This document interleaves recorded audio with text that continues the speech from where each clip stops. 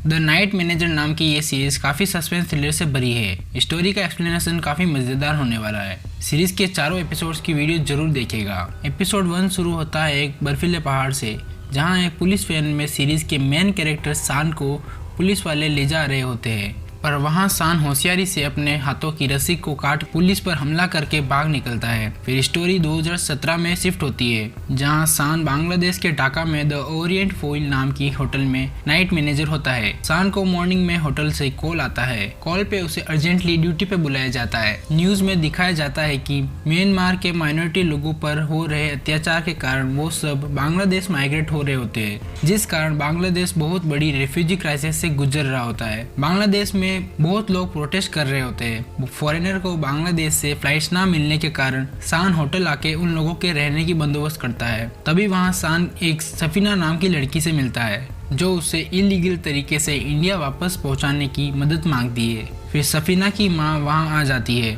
और रूम से बाहर निकलने के कारण उस पर गुस्सा करती है। फिर उल्टा सफीना उस पर गुस्सा करती है और किसी फ्रेडी रहमान का नाम लेती है। सान जब सफीना की डिटेल्स चेक करता है तो उसको मालूम होता है कि सफीना लखनऊ की 14 साल की एक लड़की है और उसका निगाह फ्रेडी रहमान के नाम के आदमी से हो रखा होता है। फ्रेडी रहमान बांग्लादेश का एक मशहूर बिजनेसमैन है। सान सफीना की मदद करने को सोचता है, बट उसका एक फ्रेंड दादा सान को समझाता है कि फालतू के लफड़े में ना पड़े और अपने काम से काम रखे। फिर नेक्स्ट सीन में सान किसी से कॉल पे बात कर रहा होता है। तभी वहां सफीना एक बार फिर सान से हेल्प के लिए आती है। सान अपना फोन टेबल पे रखता है और उससे बोलता है कि वो उसकी मदद नहीं कर सकता है, बट वो कहता है कि वो हाई कमिश्नर ऑफ इंडिया के अपने एक दोस्त से बात करके कुछ ट्राई करेगा। सफीना सान पे गुस्सा होती है और उसे फट्टू बोल के वहां से निकल लेती है। फिर सान को एहसास होता है कि सफीना चालाकी से उसका फोन ले गई है। फिर सान रूम सर्विस के बहाने सफीना के रूम में उसे अपना फोन लेने को जाता है। तभी वहाँ फ्रेडी रहमान आ जाता है, जो सफीना का हस्बैंड होता है। फ्रेडी सफीना के अलावा चिल्ला के सभी को रूम से बाहर जाने को कहता है। थोड़ी देर बाद फ्रेडी जब होटल से चला जाता है तो सफीना रिसेप्शन पे आके सान को उसका फोन लौटा देती है। सान फोन को चेक करता है तो उसे सफीना के रिकॉर्ड किए कुछ वीडियोस मिलते हैं, जिसमें Safina high commissioner of India तक अपने मैसेज को पहुंचाने की मांग करती है। उस वीडियो में सफीना फ्रेडी की रिकॉर्डिंग कर लेती है, जहाँ फ्रेडी वीडियो कॉल के थ्रू बिजनेस मीटिंग कर रहा होता है, जो कि फेक होता है, बल्कि वो तो कुछ माइन बॉम्ब्स वेपन्स के बारे में बात कर रहा दिखता है। वो कोड वर्ड्स में बोलता है। एग्रीकल्चर क्रॉप्स के नाम पे AK-47 जैसे वेपन्स की बात होती है। सान अपने फोन में वो लिस्ट भी देखता है जिस पर वेपन्स के कोड्स लिखे होते हैं। वो समझ जाता है कि ये कोई बड़ी जंग की तैयारी हो रही है। एग्रीकल्चर क्रॉप्स की कंपनी का नाम रोंगता क्रॉप्स होता है, जिसका CEO होता है शैलेंद्र रोंगता,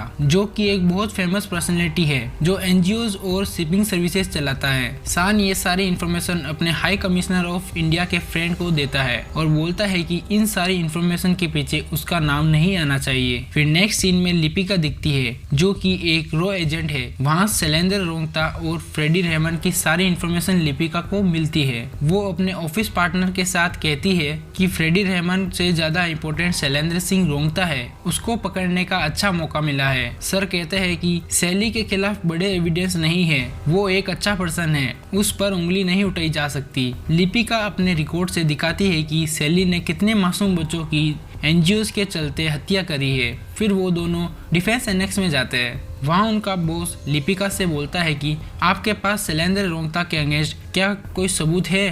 तो लिपिका वो वीडियो और एग्रीकल्चर क्रॉप्स के नाम पे सप्लाई हो रहे वेपन्स की लिस्ट दिखाती है, बट बॉस कहता है कि वो एक रॉ एजेंट है और उन्होंने बिना रिसर्च करे कैसे बिलीव कर लिया कि ये सारी इन्फॉर्मेशन सच्ची है। दरअसल लिपिका ने टाइम जाया ना करने के लिए रिसर्च नहीं की होती है। फिर लिपिका वहाँ से बाहर आके गुस्से में अपने ऑफिस में कॉल करती है और रिसर्च करने को कहती है। अब नेक्स्ट सीन में फ्रेडी रहमान होटल आता है, क्योंकि उसे पता लग गया होता है कि सफीना ने उसका वीडियो बनाया। वो सफीना को मारने के लिए रूम में जाने को निकलता है, बट सान सफीना को पहले ही बच के भाग निकलने के लिए कॉल कर देता है और उसको होटल के पीछे वाले रास्ते से निकाल के एक सिनेमा में सेफली पहुंचने को कहता है। रूम में सफीना ना मिलने पे फ्रेडी गुस्से से पागल हो जाता है और सफीना की माँ को पीटता है। वो होटल के स्टाफ पर भी गुस्सा होता है। फिर सान अपने दोस्त विक्रम के पास जाके उस पे गुस्सा होता है, क्योंकि अब सफीना की जान खतरे में थी। फिर विक्रम सान की बात लिपिका से करवाता है।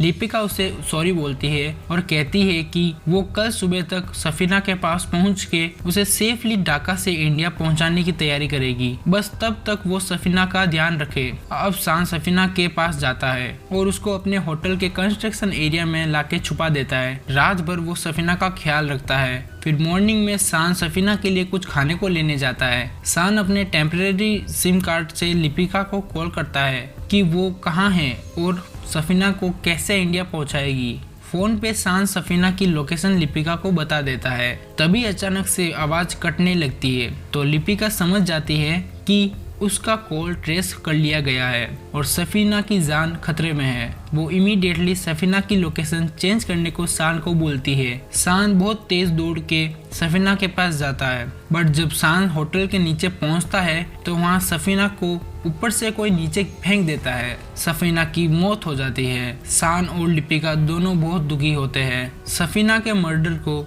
एक्सीडेंटल केस बता के केस क्लोज कर दिया जाता है। फिर नेक्स्ट सीन 2 साल के बाद का आता है, जहां शान शिमला के किसी होटल में नाइट मैनेजर होता है। वहां अपने स्टाफ से शान को मालूम होता है कि मिस्टर शैलेंद्र रोंगटा उनके होटल में रहने को आने वाला है। फिर थोड़ी देर बाद शैलेंद्र की एंट्री होती है। Shaan as a night manager Shailendra से जाके मिलता है। तभी यहाँ पहला एपिसोड एंड होता है। अब आगे क्या होता है जो हम देखेंगे एपिसोड 2 में। चैनल पे विजिट करके एपिसोड 2 जरूर देखिएगा। फिर मिलेंगे। जय हिंद।